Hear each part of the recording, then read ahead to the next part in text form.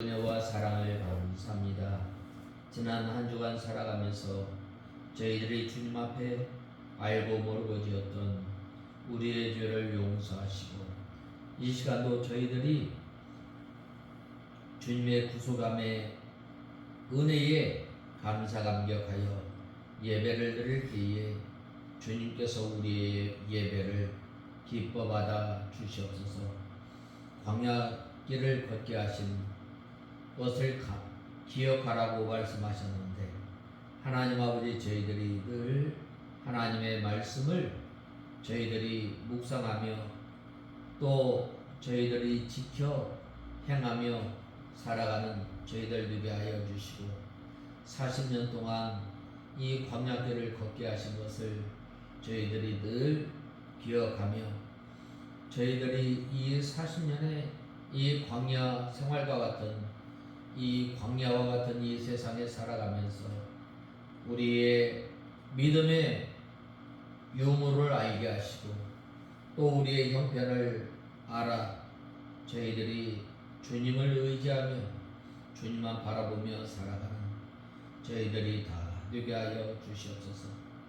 하나님 아버지, 주님께서 하늘에서 이 만나를 내리게 하시고 내추라리를 내리게 하신 것은 사람이 빵으로 사는 인생이 아니라 하나님의 입에서 나오는 인생임을 알게 하시고, 이제는 저희들이 하나님의 말씀을 저희들이 생명으로 여기고 양식으로 삼고 나가는 저희들 되게 하여 주시옵소서. 하나님 아버지, 우리 익산 창광교회를 주님께서 기억하시고 우리 익산 창광교회에 주님께서 택하신 주의 권속도를 보내어 한 몸을 이루어 주님의 몸된 교회를 이루어 나가는 귀한 생명의 역사, 구원의 역사가 있게 하여 주시고, 하나님 아버지, 이 시간 말씀을 전하는 종에게 능력의 손으로 붙들어 주시고 저희들을 주님의 진리 가운데로 인도하여 주시옵소서. 예수님의 이름으로 기도드리옵나이다. 아멘. 하나님의 말씀은 신명기 8장 1절에서 20절까지 봉독해 올리겠습니다.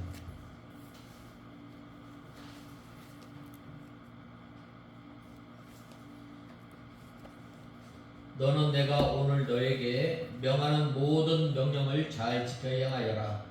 그리하면 너희가 살고 번성하며 여호와께서 너희 조상이 7장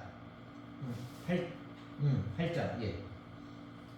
너희가 살고 번성하며 여호와께서 너희 조상에게 맹세하신 그 땅에 들어가 그것을 차지하게 될 것이다. 너는 여호와 내 하나님께서 이 40년 동안 광야에서 너를 인도하셨던 그 모든 길을 기억하여라. 이는 너를 낮추고 시험하셔서 내가 그분의 명령을 잘 지키는지 안 지키는지 내 마음속에 있는 것을 알아보시려는 것이었다. 너를 낮추고 굶기시다가 내가 알지 못하고 내 조상도 알지 못하던 만나를 먹게 하신 것은 사람이 빵으로만 사는 것이 아니고 사람이 여호와의 입에서 나오는 모든 말씀으로 산다는 것을 너에게 알게 하시려는 것이었다. 자, 20절 보겠습니다. 너희가 여호와 너희 하나님의 음성을 듣지 않으면 여호와께서 너희 앞에서 멸망시킨 민족들같이 너희도 망하게 하실 것이다. 우리가 이 저번 주에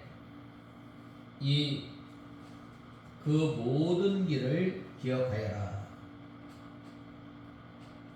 이는 이 말씀을 이 40년 동안 광야에서 너를 인도하셨던 그 모든 길을 기억하여라. 이 말씀으로 우리가 저번 주에 세 번째 대지까지 우리가 살펴보았습니다. 첫 번째 대지에서는 모든 명령을 잘 지켜 행할 것을 말씀하셨고, 그 다음에 그 모든 길을 기억하여라 라고 말씀하였습니다. 그 다음에는 이 왜 우리를 이 광야길을 걷게 하셨는가? 사람이 빵으로만 사는 것이 아니라 여호와의 입에서 나오는 말씀으로 사는 인생임을 말씀하였습니다. 그 다음에는 이 네 번째로 네 번째로 사람이 자기 아들을 징계함 같이 여호와 내 하나님의 명령을 지켜 그 도를 행하며 그를 경외할지니라 라고 말씀하고 있습니다. 이 4절에서 6절에 보면 이 40년 동안에 내 몸에 걸친 옷이 헤어지지 않았고 내 발이 부르트지 않았다.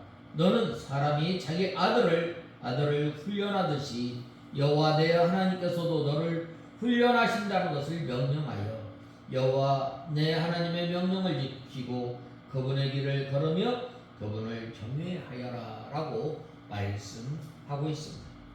먼저 이스라엘 백성들이 광야 40년 동안 의복이 헤어지지 않았고 또 발의 신이 헤어지지 않았습니다.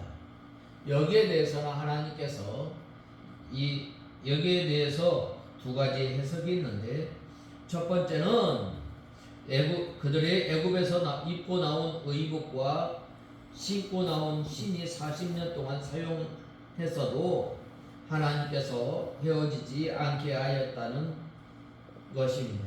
둘째는 하나님께서 40년 동안 여러 가지 방법으로 새로운 의복과 신발을 계속해서 공급해 주셨다는 것입니다. 왜냐하면 40년 전에 아이였던 사람이 나이가 들고 어른이 되었을 때는 전에 입었던 의복과 또 신발이 맞지 않기 때문입니다. 여러 가지 시험과 징계를 당할 때에 사람이 아들을 징계하는 것처럼 하나님께서 사랑으로 징계하는 줄을 깨닫고 달게 받으면 믿음 없는 것을 회개하며 더욱 하나님의 명령을 지키며 그 생명을 말씀으로 삼고 하나님을 경외하는 것을 잘 배워 나갈 수 있는 것입니다.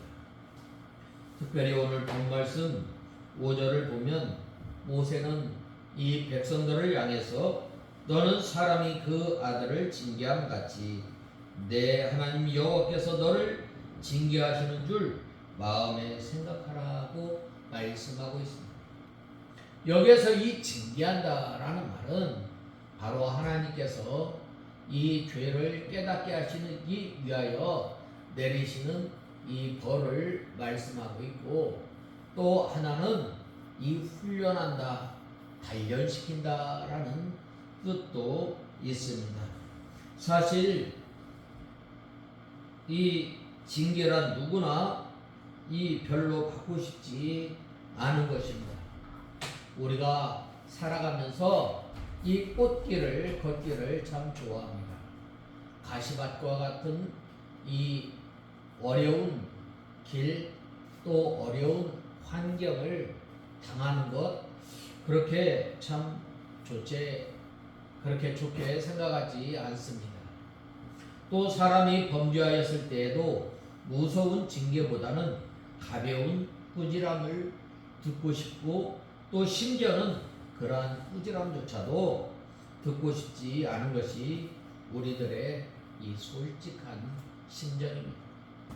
그러나 그렇다고 해서 죄를 범했을 때까지 징계를 대신 칭찬을 하고 꾸지람 대신 격려를 한다면 그야말로 범죄한 사람을 악한 길, 멸망의 길로 몰아넣는 꼴이 되고 마는 것입니다. 왜 하나님께서 우리를 시마다 때마다 왜 징계하셔요? 우리가 하나님의 말씀대로, 우리가 또 믿음대로 잘 걸어가고 있는지, 하나님의 말씀이 우리의 삶의 유일한 규범이요, 또 유일한 기준이요, 유일한 법인 그 하나님의 말씀이 대로 우리가 살아가고 있지 않는지 우리가 이 징계를 통해서 알 수 있기 때문입니다. 그래서 이 징계를 통해서 다시는 이 같은 잘못을 범하지 않게 하시려는데 목적이 있는 것입니다. 그러므로 참된 위기는 자신이 진실로 아끼고 사랑하는 대상에게만 할 수 있는 것입니다. 아무리 범죄한 사람이라 할지라도 그가 나와 상관이 없고 또 그의 장래가 어찌 되든지 관여할 필요가 없다면 그를 징계할 필요가 없는 것입니다.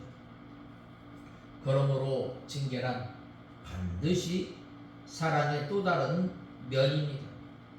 이 같은 사실을 잠언 기자는 참으로 명확하게 말씀해주고 있는데, 초다를 참아 못하는 자는 그 자식을 미워하며 자식을 사랑하는 자는 근실히 징계하느니라 라고 말씀하고 있습니다. 그러므로 진정 지혜로운 성도라면 하나님의 징계의 손길이 임할 때 그것을 통해서 미움이 아닌 이 사랑을 발견할 수 있게 됩니다. 매를 맞으며 고통스러워하는 자녀를 볼 때에 자녀의 마음도 찢어질 듯 아프지만 그 자녀의 장래를 위해 사랑의 매를 아끼지 않는 부모의 심정은 얼마나 더하겠어. 바로 이 부모의 심정이 성도를 징계하시는 하나님의 마음을 깨닫게 될 때 우리는 그 징계에 대해서 감사하며 또 감사하는 마음을 가지게 됩니다. 특별히 히브리서 기자는 너희가 참음은 징계를 받기 위함이라 하나님이 아들과 같이 너희를 대우하시리니 어찌 아비가 징계하지 않는 아들이 있으리요. 징계는 다 받는 것이거늘 너희에게 없으면 사생자요 참 아들이 아니니라 라고 이렇게 강경하게 말하고 있습니다. 혹 하나님의 징계의 손길이 우리에게 임하고 있는가? 낙심하거나 불평하는 대신에 그 징계가 우리를 향한 하나님의 사랑이요 또 다른 우리가 하나님의 자녀됨을 증거하는 것임을 깨닫고 감사하는 저와 여러분이 되어야 합니다. 바로 이러한 사람이 이 하나님의 징계가 임할 때에 감사 또 낙심하지 않고 또 바른 자세로 바로 하나님 앞에 돌아옴을 알아야 하겠습니다. 다섯 번째로 내 하나님 여호와께서 옥토를 내게 주셨음을 인하여 그를 찬송하리로다 라고 말씀하고 있습니다. 하나님께서 우리를 이 광야길을 걷게 하시고 그 이 광야길을 걷는 여정 가운데서 곤란과 어려움이 있었지만 마침내 하나님께서 이 약속하신 땅으로 들이시는 하나님이심을 우리는 알 수 있습니다.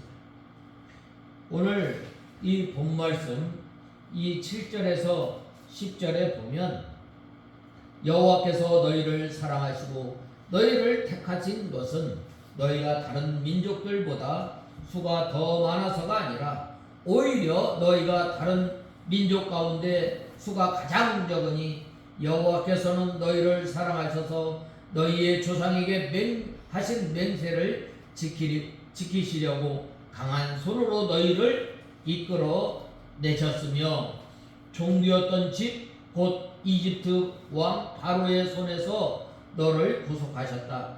그러므로 여호와 내 하나님께서 참 하나님이시며 그분을 사랑하고 그분의 계명을 지키는 자에게는 천대에 이르기까지 언약과 인애를 지키시는 신실하신 하나님이심을 너는 알아야 한다라고 말씀하고 있습니다.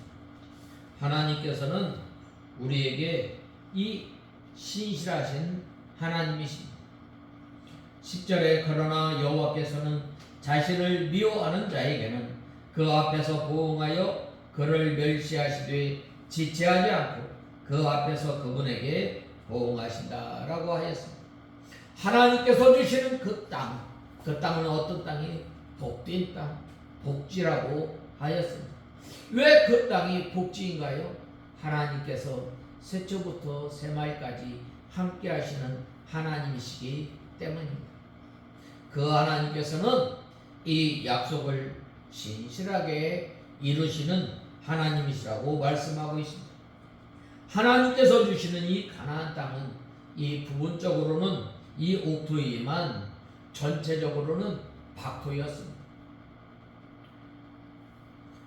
본 말씀 신명기 11장 10절에서 11절에 보면 내가 들어가 얻으려 하는 땅은 내가 나온 애굽 땅과 같지 아니하리니 아니하니 거기서는 너희가 파종한 후에 발로 물대기를 채소밭에 댐과 같이 하였거니와 너희가 건너가서 얻을 땅은 산과 골짜기가 있어서 하늘에서 내리는 비를 흡수하는 땅이요라고 하였습니다.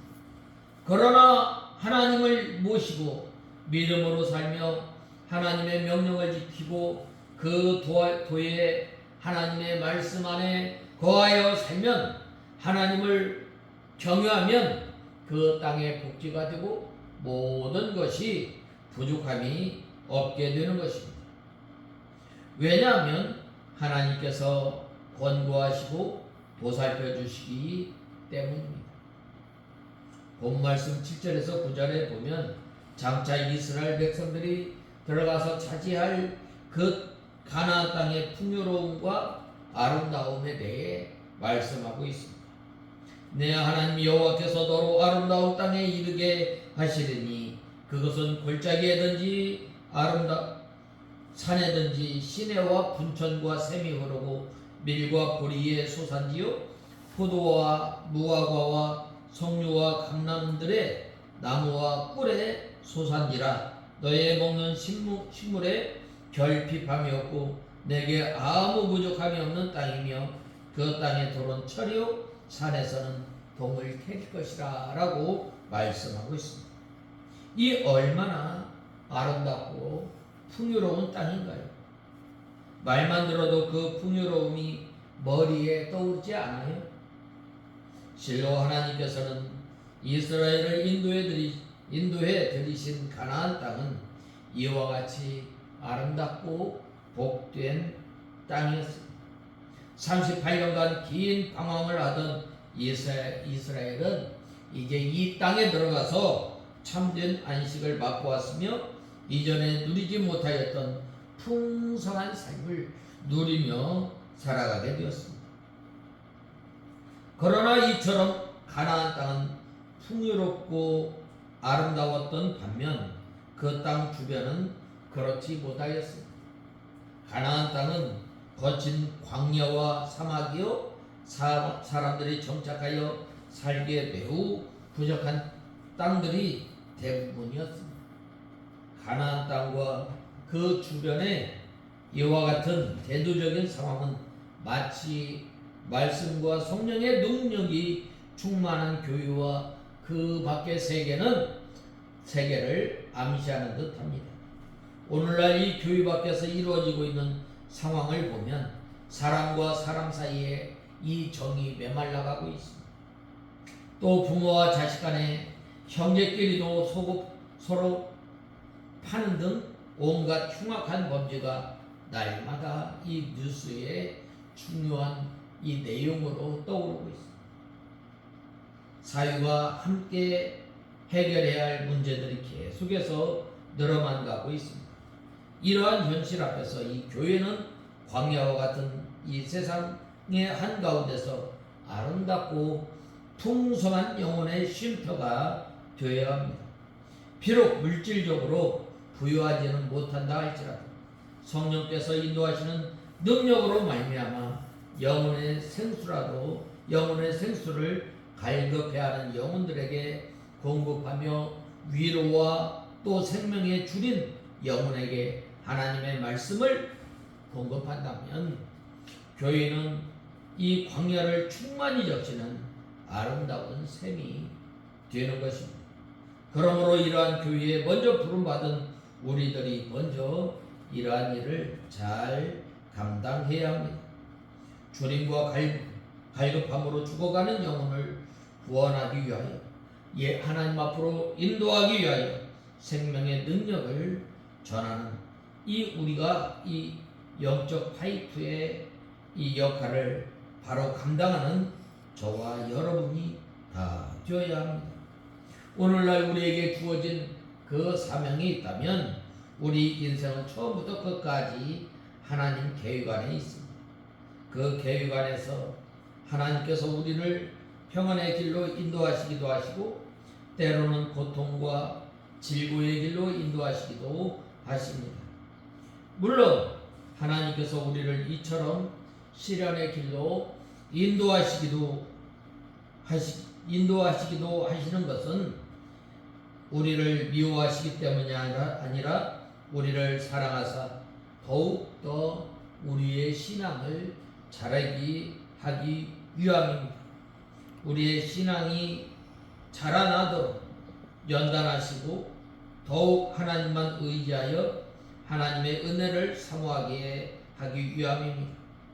우리가 인생길을 가는 동안 시련의 길을 걸을 때면 불평하고 원망하기보다 이러한 하나님의 뜻을 잘 알아 더욱 믿음이 자라나는 이 기회로 삼아야 하겠습니다. 더욱 하나님을 의지함으로 하나님의 은혜를 사모하며 살아가는 저와 여러분이 다 되어야 하겠습니다. 그 다음에 6번째로 내 하나님 여호와를 잃어버리지 않도록 삼갈지어다 라고 하였습니다. 내 마음이 교만하여 내 하나님 여호와를 잊어버릴까 하노라 라고 하였습니다. 하나님께서 풍성하게 주셨을 때에 하나님의 명령과 법도와 교례를 지키지 않고 하나님을 잃어버리지 않도록 배나 힘써야 합니다. 우리가 잘 되었을 때 우리가 어렵고 우리가 힘든 그 환경 가운데 있을 때는 이 하나님을 얼마나 하나님 앞에 부르짖었어요. 우리나라가 그런 거예요. 우리나라가 해방되고 나서 60년, 70년, 80년대 우리 부모님들의 이 새벽기도를 통해서 얼마나 하나님 앞에 부르짖었는지 모릅니다. 또 얼마나 또 밤새가면서 하나님 앞에 부르짖고 또 이 예배 시간을 얼마나 사모했는지 모릅니다. 그런데 오늘날 우리가 이 풍부한 가운데 빠졌을 때 어떻게 된 거예요? 하나님을 잃어버리는 거예요. 교회로 향하였던 그 발걸음이 이제는 점점 세상을 향해 나가는 것을 보게 되는 것입니다. 부유해진 만큼 이 믿음이 영적인 면이 내려가기 쉽습니다. 보통 60면이 올라가면 영적인 면이 내려가게 됩니다. 그러므로 하나님께서 징계로 주신 육신적인 면을 내려 눌러서 영적인 면이 올라가게 합니다. 우리가 항상 우리 자신을 쳐서 복종시키므로 우리의 마음이, 우리의 심령이 우리의 영혼이 주님을 향하도록 늘 힘쓰고 애쓰는 저와 여러분이 다 되어야 합니다. 그러므로 풍부할 때에도 아예 없는 것처럼 생각하고 하나님 한 분으로 살아가려고 힘쓰며 그 말씀을 생명으로 삼고 우리가 이 믿음을 잘 지켜야 하겠습니다. 이 사도 바울은 풍부할 때에도 그것에 얽매이지 않았고 궁핍할 때에도 그것에 부회를 하지 않았던 것입니다. 왜 그런가? 그러나 항상 만족하는, 자족하는 그 신앙을 가졌기 때문입니다. 빌립보서 4장 11절에서 12절에 내가 궁핍함으로 말하는 것이 아니라 어떠한 형편에든지 내가 자족하기를 배웠노니 내가 비천하에 처할 줄도 알고 풍부에 처할 줄도 알아. 모든 일에 배부르며 배고픔과 풍부와 궁핍에도 일체의 비결을 배웠노라 라고 고백하였습니다. 본문에서는 이 가나안 정복 이후에 교만의 위험에 대한 경계를 말씀하고 있습니다. 특별히 10절에서 7절에서 10절에 언급한 대로 이스라엘이 장차 들어가 거할 가나안 땅은 풍요롭고 참으로 아름다운 땅이었습니다. 그런데 문제는 이스라엘 백성들이 그처럼 풍요롭고 아름다운 땅에 들어가 살게 되었을 때에 그 풍성한 삶으로 인해 자칫 그들에게 그처럼 크신 은혜와 사랑을 베풀어 주신 하나님을 잃어버리고 자신들이 누리는 복을 자신들의 노력의 결과로 생각하고 교만해질 우려가 있었습니다. 이에 모세는 이 본문을 통해서 이스라엘 백성들에게 그들로 하여금 가나안 땅을 차지하고 풍요로운 삶을 누리게 한 것이 자신들의 지혜와 능력이 아니라 오직 하나님의 능력임을 알게 한 것입니다. 하나님을 잊어버리거나 그 앞에서 교만해지지 말고 항상 하나님께 감사하는 삶을 살아가도록 촉구하였던 것입니다. 이러한 모세의 권면은 오늘날 우리에게도 그대로 적용되어 있습니다. 우리는 하나님의 은혜를 입어 평안하고 풍요로운 삶을 살아가게 될 때에 하나님의 은혜를 늘 기억하며 감사하며 그 앞에서 교만해지지 않도록 우리가 힘써야 합니다. 그래서 우리는 어느 때 항상 우리가 나는 어떤 존재였는가? 공중 권세 잡은 자를 쫓았던 사람이다. 나는 마귀 죄와 마귀의 총노로 따였던 사람이다. 그러한 사람을 나를 위해서 예수님께서 피 흘려 주시고 나를 구원하여 주시고 나를 하나님의 자녀로 삼아 주신 것은 하나님의 그 크신 사랑에 의해서 나를 하나님의 자녀로 삼으신 것, 늘 그것을 우리는 잊지 말아야 하겠습니다. 본말씀 11절에서 모세는 이 백성들을 향해 내 하나님 여호와를 잃어버리지 않도록 삼가할지어다 라고 말씀하고 있습니다. 우리는 이 세상에 살아가면서 삼가 조심하는 저와 여러분이 되어야 합니다. 방심부주의하지 말고 삼가 조심하여 우리가 하나님을 섬기는 저와 여러분이 되어야 합니다.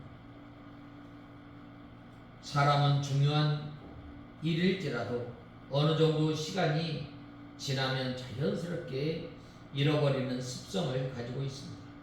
이 습성 때문에 사람은 슬프고 괴로웠던 일도 시간이 흐름에 따라 자연스럽게 잊어버리게 되고 미래를 바라보면서 살아가게 됩니다. 만일 우리에게 망각의 습성이 없었다면 우리는 한 번 당한 슬픔과 괴로움에서 헤어나지 못하고 계속해서 이 고통 가운데 있었을 것입니다. 그러한 의미에서 보면 인간의 망각의 습성은 유익한 점이 없지 않습니다. 그러나 문제는 이 망각의 습성을 잊지 말고 반드시 기억해야 할 것마저 잃어버리게 한다는 것이 있습니다. 이럴 경우 사람들은 이 낭패를 당하게 됩니다. 그러므로 우리는 잊지 말고 기억해야 할 중요한 일에 대해서는 잃어버리지 않도록 늘 삼가주시마는 저와 여러분이 다 되어야 합니다. 우리가 중요한 일을 잊지 않는 가장 좋은 방법은 계속해서 시시때때로 그것을 기억하고 되새김질하는 거예요. 나를 위해서 예수님께서 죽으셨다. 나와 같은 사람을 하나님의 그 크신 사랑으로 인하여 우리를 선택하여서 하나님의 자녀로 삼아주셨고 어려운 가운데서 모든 환경 가운데서 우리와 함께하여 주시고 우리에게 필요한 것을 채워주시는 그 하나님을 잊지 않는 것, 잊지 말아야 합니다. 그것은 바로 우리가 잊지 말아야 할 것은 무엇인가? 바로 그것은 바로 하나님과 하나님께서 우리에게 베풀어 주신 그 은혜예요. 우리는 가령 다른 것을 다 잃어버린다 할지라도 하나님과 하나님께서 베풀어 주신 은혜만은 잊어버려서는 안 됩니다. 하나님께서는 만유의 주로서 우리의 생사와 복을 주장하여 주시고 또 우리를 구원하시기 위해 당신의 독생자를 내어주시기까지 하였습니다. 아낌없이 우리를 위해 내어주셨어요. 우리가 이것을 잊지 않으려면 어떻게 돼요? 늘 우리가 이 하나님께서 베풀어 주신 은혜, 예수님의 구속의 사랑을 늘 기억하며 사는 저와 여러분이 되어야 합니다. 우리가 그러한 하나님과 그 은혜를 잊고 마치 하나님이 없는 것처럼 행동한다면 이는 과연 바르다 할 수 있겠어요? 그럴 수 없습니다. 이스라엘은 하나님을 잃어버리는 교만하게 행동하였다가 하나님의 심판을 받아 멸망의 자리에까지 이르게 되었습니다. 우리가 하나님과 그 은혜를 잊는다면 우리 역시 영원한 멸망의 자리에 이르지 말라는 법이 없습니다.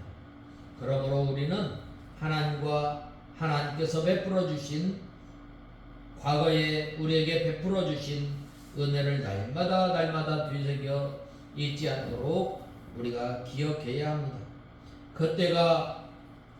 그때가 은혜에 대해 지금 이 시간에도 같은 감격을 줄 수 있도록 끊임없이 기억하고 또 되풀이 해 나가야만 할 것입니다. 뿐만 아니라 예전보다도 더 하나님과 가까운 관계를 맺고 살아가려는 노력이 멈춤없이 계속 되어지는 것입니다. 진보하지 않는 자는 퇴보하는 자마다라는 말처럼 퇴보하는 자이다라는 말처럼 하나님께 가까이 다가가려고 노력하지 않는 것은 곧 하나님을 잊어버리고 그에게서 멀어지는 것과 다를 바 없음을 우리는 결코 잊지 말아야 하겠습니다. 본 말씀 12절에서 14절에 보면 모세는 백성들을 향해 내가 먹어서 배불리고 아름다운 집을 짓고 거하게 되며 또 내 우양이 번성하며 내 은금이 증식되며 내 소유가 다 풍성하게 될 때에 두렵건대 내 마음이 교만하여 내 하나님 여호와를 잊어버릴까 하노라라고 경계하고 있습니다. 이것은 비단 이스라엘 백성들에게만 주는 경고입니까? 아니, 우리는 흔히 하나님께 많은 재물을 얻기 위해 기도를 합니다. 부유하게 해달라고 기도하고 건강을 잃지 않으며 자식을 많이 두어 다복하게 하는 것을 바라지 않는 사람은 아마 거의 없을 것입니다. 한 통계에 의하면 우리 성도들 이 기도 가운데 90% 이상이 달라는 기도입니다. 또 그 가운데 80% 이상이 육신을 위해 구하는 기도입니다. 이는 실로 우리를 놀라게 하는 이것입니다. 그러나 이와 함께 자신은 이러한 기도 습관에서 벗어나 있다고 자신 있게 말할 수 있는 성도는 그리 많지 않습니다. 우리가 기도할 때 무엇을 기도해요? 오늘도 우리의 삶을 통해서 하나님의 뜻이 하늘에서 이루어진 것처럼 오늘 한 날 우리가 살아가면서 하나님의 뜻이 나를 통해서 여러분을 통해서 이루어지기를 우리가 기도해야 하겠습니다. 더 큰 문제는 이 중에 물질적인 부여를 구하여 얻은 다음에는 그 부여를 주신 하나님을 잊고 단지 삶의 수단에 불과한 재물을 얻게 된다는 말입니다. 본문에서 이스라엘 백성들에게 경계하는 것이 바로 이러한 것입니다. 이렇게 물질적 부여를 주신 하나님을 잃어버리고 물질만을 의지하는 사람은 삶이 나태하고 방종하게 되며 물질 만능주의의 사고에 빠져 그 영혼이 피폐해질 수밖에 없는 것입니다. 우리는 흔히 이 신문이나 방송을 통해서 이 소위 이 선진국이라고 하는 이 서구 유럽의 부유한 국가에서 일어나는 일들을 전해들으며 이러한 사실을 확인할 수 있습니다. 많은 재물을 가지고도 오히려 행복해야 하며 또 이 풍요를 누리며 살아야 할 사람들이 외로움을 견디다 못해 자살을 하거나 혹은 정신병에 드는 경우가 많이 있습니다. 그러므로 우리는 다음과 같은 사도 바울의 간곡한 부탁을 마음에 새겨야 합니다. 부하려 하는 자들은 시험과 올무와 여러가지 어리석고 해로운 정욕에 떨어지나니 곧 사람으로 침륜과 멸망에 빠지게 하는 것이라. 돈을 사랑함이 일만함에 일만하게 뿌리가 되나니 이것을 사모하는 자들이 미혹을 받아 믿음에서 떠나 많은 근심으로써 자기를 찔렸도다라고 하였습니다. 실로 이 물질은 삶을 영위하도록 하는 한 가지 수단에 불과합니다. 만물의 주인 되신 하나님을 아버지로 모신 우리 성도들은 더욱 그러한 것입니다. 이러한 삶을 잃어버리고 하나님께서 계실 자리에 재물을 두는 이 어리석은 이 사람이 되지 않도록 우리가 힘써야 하겠습니다. 그러려면 어떻게 돼요?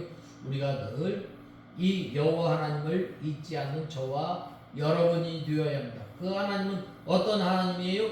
애굽의 종되었던 곳에서 우리를 건져주시고 또 우리를 이 광야 가운데서 인도하여 주시고 마침내 이 복된 땅으로 인도해 주신 그 하나님의 은혜를 잊지 않는 저와 여러분이 다 되어야 하겠습니다. 그 다음에 7번째로 인도하여 지나게 하셨으며 너를 위하여 물을 내셨으며 마침내 복을 주려 하심이라 라고 하였습니다. 이 부유하게 되었을 때에 이 전에 종로로 타던 때를 생각하여 자기 자신을 낮추고 교만하지 말라는 것입니다. 이스라엘 백성들이 애굽에서 종살이 하였던 것처럼 우리는 마귀와 죄의 종로로 타던 사람들이었습니다. 이것을 생각하고 우리는 이 주님 앞에서 우리 자신을 낮추는 저와 여러분이 다 되어야 하겠습니다. 다윗이 전심으로 하나님을 쫓았던 것은 어느 때를 생각한 거예요? 내가 목동이 되었을 때에 목동이었을 때를 늘 기억하며 하나님을 섬긴 거예요. 우리가 이 비천한 자리에 있었던 때를 잊지 않고 살아갈 때에 여호와 하나님을 우리가 잊지 않고 하나님을 섬기며 살아가게 됨을 알아야 합니다.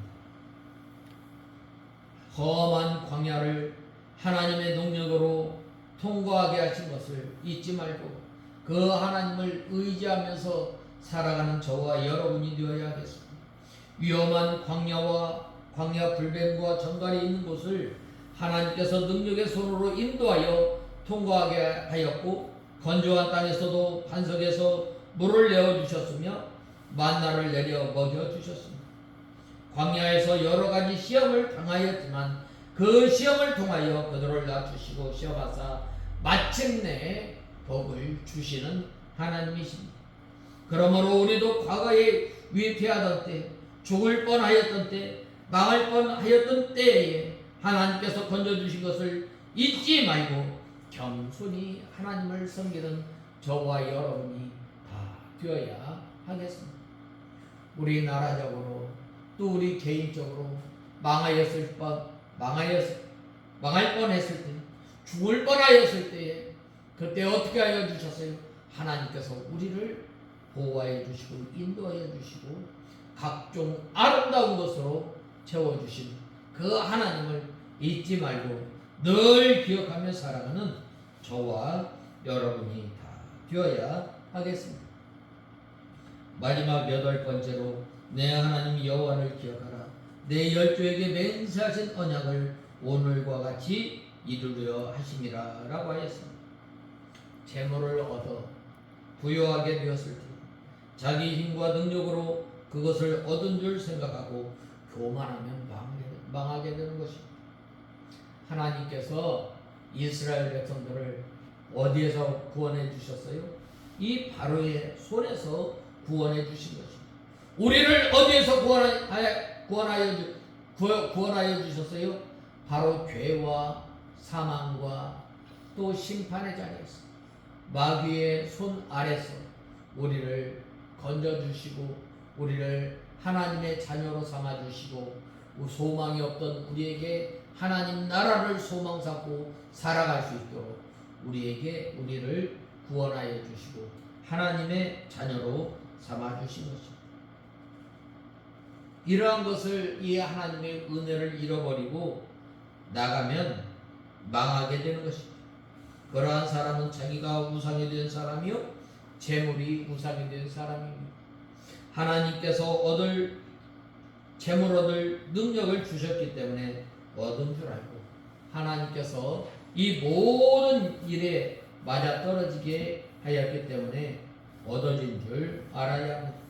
전도서 9장 11절에 내가 돌이켜 해 아래서 보니 빠른 경주자라고 선책하는 것이 아니며 유력한 자라고 해서 전쟁에 승리하는 것이 아니며 기능자라고 은총을 입는 것이 아니니 이는 시기와 우연히 이 모든 자에게 임함이라고 하였습니다. 우리에게 있는 것 중에 하나님께 하나도 받지 않은 것이 없습니다. 고린도전서 4장 7절에 보면 이 모든 것은 하나님께서 주신 것이요 우리는 하나님의 천직이로서 그 재물을 임시로 받은 줄 알고 하나님의 명령대로 바로 사용해야 합니다. 하나님께서 왜 우리에게 물질 주셨어요? 첫 번째는 먹고 살라. 그 다음에 두 번째로는 바로 믿음 생활 잘 하기 위함입니다. 이 그러므로 재물을 쌓아놓고 수저 노릇하라고 주신 것이 아니라 하나님의 일에 쓰라고 주셨으니 그 재물을 가지고 하나님의 일에 쓰는 사람이 믿음을 지키는 사람입니다. 재물을 마땅히 하나님의 일에 써야 할 때 쓰지 않는 사람들은 믿음을 지키지 않는 사람입니다. 하나님의 명령을 불순종하는 것입니다. 그러므로 하나님께서 전대에 구멍이 뚫어지게 하여 다 세어 나가게 하는 것입니다. 우리가 이 하나님께서 주신 것, 이 하나님을 기쁘시게 하는데 사용하는 저와 여러분이 되게 하시고 우리가 늘 이 여호와 하나님을 기억하며 살아가는 저와 여러분이 다 되어야 하겠습니다. 다 같이 기도하겠습니다. 하나님 아버지 주님의 은혜와 사랑을 감사합니다. 하나님께서 이 40년 동안에 광야길을 개혁하라고 하셨는데 하나님 아버지 저희들이 이 바로의 애굽의 손 아래에 있었을 때에 이스라엘 백성들을 건져주신 것처럼 우리가 종로로 타였고 마귀의 종로로 타였던 때에서 우리를 구원하여 주신 그 하나님께서 각종 아름다운 것으로 채워주셨는데 저희들이 항상 자족하는 이 신앙을 통해서 주님을 섬기며 주님을 잊지 않도록 늘 주님을 기억하며 살아가는 저희들 다 되게 하여 주시옵소서. 예수님의 이름으로 기도드리옵나이다. 나이다. 아멘.